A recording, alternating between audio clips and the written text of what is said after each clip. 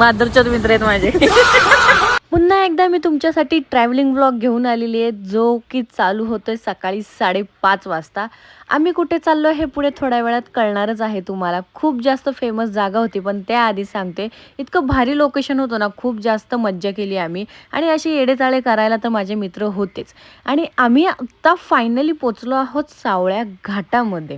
सावळ्या घाटामध्ये गेल्यानंतर एक fit check तो बनताय बाय, बिकॉज ऑफ मी व्हाईट पॅन्ट घालून गेलेली आणि ती कशी नंतर लाल झाली हे पण तुम्हाला कळेलच.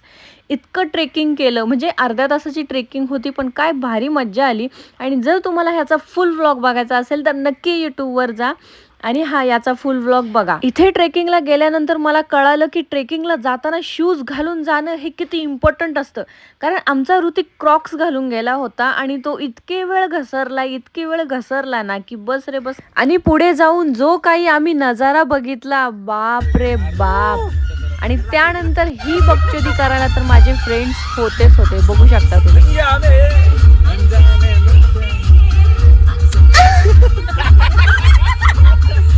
खूप सारी गाडीमध्ये मस्ती केल्यानंतर आम्ही गेलो थोडासा चहा प्यायला. याला म्हणलं मी व्हिडिओ मध्ये बोल की माझ्या चॅनेलला सबस्क्राईब करा, हा म्हणतो सबस्क्राईब करू नका, म्हणून ह्याला ती शिवी बसलेली आहे जी तुम्ही स्टार्टिंगला बघितलेली आहे.